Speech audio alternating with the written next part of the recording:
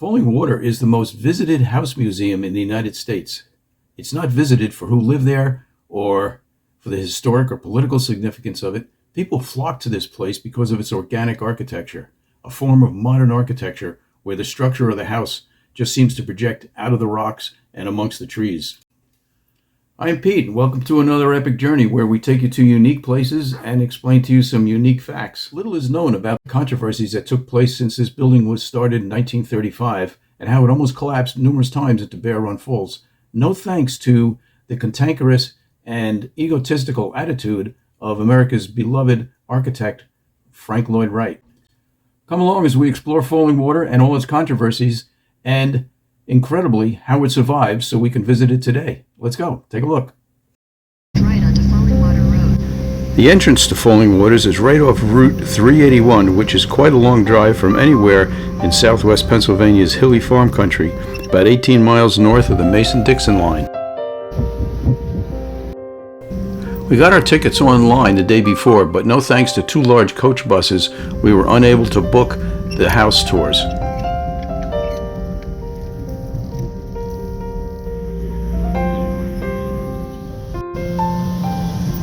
We used the overflow parking lot, which was only a slightly longer walk to the visitor center.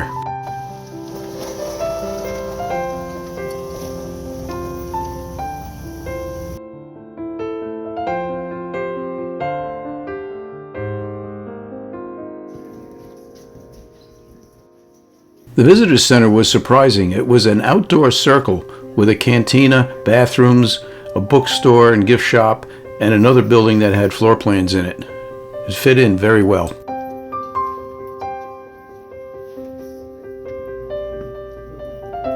From the visitors center, we found the path down to Fallingwater. The grounds and slate steps along the path were outstanding, visibly better than any state or national park we have visited. The grounds are very well kept and designed to absorb large crowds of visitors very efficiently. Being a former student of architecture, anticipation filled my heart as we descended down to Bear Run, and the sound of the waterfall filled the damp air. My first impression when Fallingwater started to come into view, it was larger than I imagined. Very large in scale, like a battleship emerging from the fog. Fallingwater has approximately 2,900 square feet of indoor living space and about 2,450 square feet of balcony space. That's a total of almost 5,400 square feet. Fallingwater is built into the rocks over Bear Run Falls, a country stream that drains into the Yakagani River.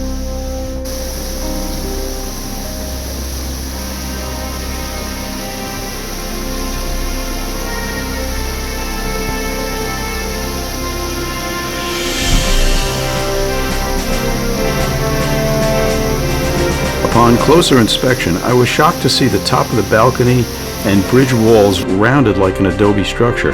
I always thought they were sharp, hard lines. The balcony walls were thick and bulky. Fallingwater is a little confusing at first. Where's the entrance? Where's anything? It's not like a house at all. Not cozy looking, not inviting, but oddly it seems to fit perfectly in the setting. Part of the waterfall and stream that runs under it, one with the rocks and trees surrounding it. In no way does it look out of place. The stonework is absolutely stunning, so perfect and better looking than the natural stone it's built on, yet it emerges from the earth so naturally. Through the back door, I could see the stairs to the basement, and that was clue number one, that this sculpture in the woods was indeed a house for humans.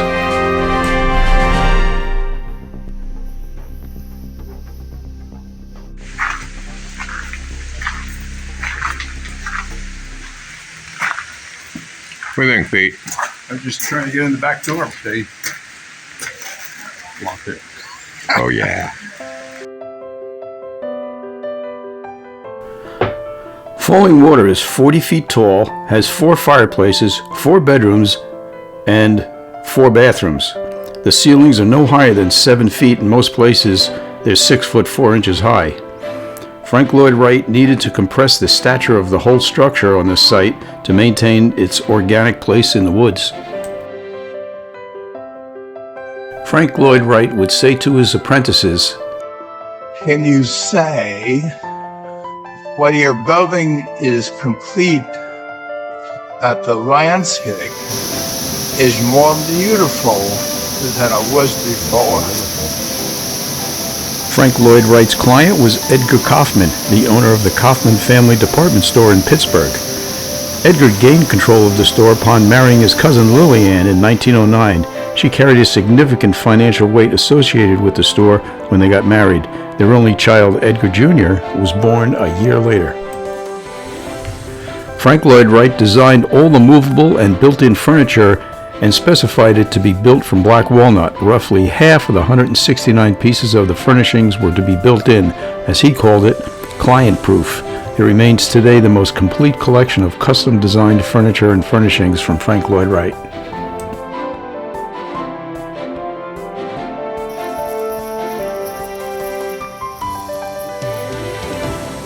Okay, let's check out the other side. We'll take this path down, and here's where we'll be able to see the other view.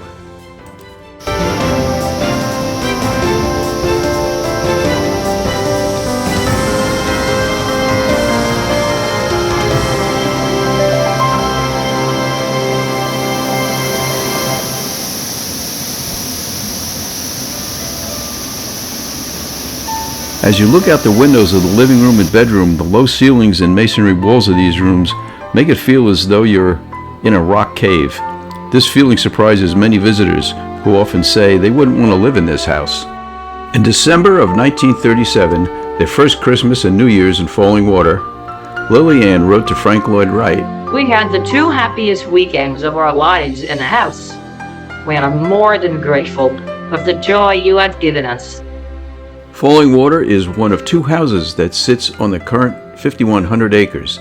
The original Kaufmann estate was only 1,600 acres. The Western Pennsylvania Conservancy added an additional 3,500 acres.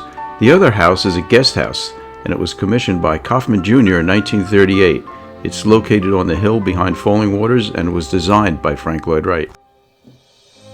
Let's explore some of the myths about Fallingwater and some of the myths and controversies that took place before and during construction, and how it almost fell down more than once. True or false? Fallingwater had a wood stove installed in the kitchen. It's true. Believe it or not, this modern design actually had a wood stove because electricity was very unreliable in the 1930s. It just goes to show you how far advanced and ahead of its time Fallingwater was. True or false? Fallingwater replaced a cabin that was called the Hangover. It's true. There was a cabin that was built further upstream than the original site, and the original property was used as a summer camp for the Kaufmann store employees back in the early 1900s. True or false? Kaufmann Jr. was an apprentice to Frank Lloyd Wright. It's true. He was only an apprentice for 7 months. After that, Frank Lloyd Wright dismissed him because he allegedly was engaging in homosexual activity. Edgar Jr. brought Frank Lloyd Wright and his father together to design Fallingwaters. Completely false. This narrative carried on until Edgar Jr. passed away in 1989. At that point, there were letters that were released to the public between his father and Frank Lloyd Wright that revealed the truth. Frank Lloyd Wright and his father knew each other long before Fallingwaters was designed. Okay, true or false? Frank Lloyd Wright was almost broke and 67 years old when he received the commission for Fallingwater. That's true. The Great Depression was just about over, and it was his first commission in quite a few years after a long dry spell. Okay, check this one out. True or false? Frank Lloyd Wright did nothing for 9 months after he received the commission for Fallingwater. It's true. The design was only in his mind until September 22nd, 1935, when he finally put it on paper, a few hours before Kaufmann came to look at his new house. I visit to the waterfall and the wood stays with me. and a domicile has taken vague shape in my mind to the music of the stream, unless I have the idea of the thing pretty well in shape. You won't see me at the drawing board, but all the time I have it germinating between 3 o'clock and 4 o'clock in the morning. 7 of Wright's apprentices recall the design for Fallingwater going on paper on September 22, 1935, the morning of Kaufmann's visit to review the design. Yet, he did enjoy having all of his people surrounding his drawing board when he drew. It was drafted up in about 2 hours just before Kaufmann arrived. Okay, believe it or not, true or false, Frank Lloyd Wright wanted the balconies to be gilded or gold-leafed. It's true. Can you imagine this house in gold leaf? That would be hideous. Well, Kaufmann objected to it, so Frank Lloyd Wright found an ochre-colored cement paint, and that's how it stands today. Okay, here's another one. True or false? The first floor of the house is hollow, so as to deaden the sound of the waterfall below. It's true. Kaufmann wanted to have some soundproofing so they wouldn't be hearing the waterfall inside the house. There's an airlock between the concrete beams and the redwood 2x4s that are on top of the concrete beams. That's covered with tar paper, that's covered with sand, and then there's the polished slate floor. If that sounds heavy, it sure is. Okay, here's a long-standing myth. True or false? Frank Lloyd Wright stood underneath the scaffolding when it was removed to dispel any myths that the structure would fall down. That's false. That narrative actually comes from Ayn Rand's novel, The Fountainhead. Frank Lloyd Wright was actually out of town at the time. Okay, this one's critical. True or false? Frank Lloyd Wright's structural engineer was not present during the initial conceptual design phase. It's true. His structural engineer was suspended after he found out he ran away and eloped with his stepdaughter. So there was no input on the original design as far as any structure was concerned. So Frank Lloyd Wright was on his own when he did the structural design, didn't have any structural consultation. This explains an awful lot when you'll see what happened next. Okay, last one, true or false? The concrete balconies cracked and sagged before the Kaufmanns had a chance to move in. Absolutely true, and that's what we're going to look at right now. Over the next 2 years, there were many tense exchanges among Wright, his apprentices on site, and Kaufmann Sr. about the integrity of the overall design. 55 years later, extensive renovations and structural shoring was required to keep Fallingwater from falling into Bear Run Falls. For example, in 2002, thanks to modern technology, the current owners, the Western Pennsylvania Conservancy, gutted the living room to expose the failing concrete structure. Under the living room floor, post-tensioning cables were installed around the concrete cantilever beams. This technology didn't exist in America in the 1930s. However, hindsight is always 20/20, as Frank Lloyd Wright admitted later on. Here carry parapets and the beams. They may be seen clutching big boulders, but next time, I believe, parapets will carry the floor, or better still, we will know enough to make the two work together as one, as originally intended. Remember, Wright suspended his structural engineer during the design phase.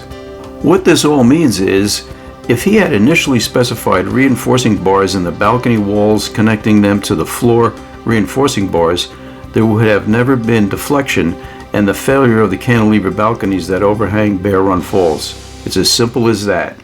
Early during construction, Edgar Kaufmann and Bob Mosher, his apprentices on site, added additional steel reinforcing in the beams without notifying Wright. When Wright found out, he demanded Kaufmann return immediately to Taliesin or lose his job. Drop work and come back. Do not delay 1 hour. If you are unwilling to carry out my instructions, your connection with me ends. Kaufmann hired his own engineering firm to evaluate Wright's cantilever design and new drawings were drawn up, which included additional steel reinforcing. Wright's apprentices were well aware of this, but they knew their boss's personality all too well. They kept Wright in the dark until after the concrete started to cure. Wright's ego flared up when he found out. With a setup such as the present one turns out to be, there can only be failure. I have not built 190 of the world's important buildings without knowing the look of the thing when it turns up on the job. Failure, I mean, by way of treacherous interference. During the years Kaufmann lived at Fallingwater, he ordered annual independent structural measurements to see if the balconies were continuing to sag. Wright disapproved of this ongoing activity, which indeed did indicate continuous sagging to the extent that the doors had to be shaved off at the bottom so they would open and close. Ultimately, Edgar Jr. inherited Fallingwater when his parents died. His mother passed in 1952 and his father in 1955. He had a tomb built on the property along Bear Run for his parents. It was designed by the Kaufmann store architect. It's not available for public viewing. Once Edgar Jr. was in charge, he stopped all the annual engineering inspections of the property. In early 1960s, Jr. lied to the Western Pennsylvania Conservancy about the cantilever deflections during the 3-year negotiations in which he donated Fallingwater to the Conservancy. There are no longer any structural issues or sagging of the balconies. Yet, ironically, it was additional engineering and treacherous interference, as Wright called it, that saved Fallingwater from what might have been a literal and figurative collapse. If Fallingwater failed, it might have been the end of Frank Lloyd Wright's career right there, but because it did not collapse, Frank Lloyd Wright was able to reinvent himself as one of the world's greatest architects, and he continued to produce innovative designs well into his 90s. Among them, the Guggenheim Museum in New York City and the Chapel of the Holy Cross in Sedonia, Arizona. Despite some differences, Fallingwater created a lifelong friendship between Wright and Kaufmann. Frank Lloyd Wright was the last one to have a conversation with Edgar shortly before he died. Well, the building stands, your home. It is yours for what it has cost you. It is mine for what it has cost me. And it is for all mankind according to its cost in all its bearings. Well, I hope you enjoyed this little visit to Fallingwater and some of the little known facts. Do you plan to visit Fallingwater in the future? Let us know in the comments below. Maybe you've been there. Did we leave something out? Is there something you'd like to add or comment on? Please tell us in the comments below. We'd love to hear from you. And if you like historic architecture, check out these 2 videos and tell us what you think. We'd love to hear from you. And thanks for watching and thanks for subscribing. We'll see you on the next one.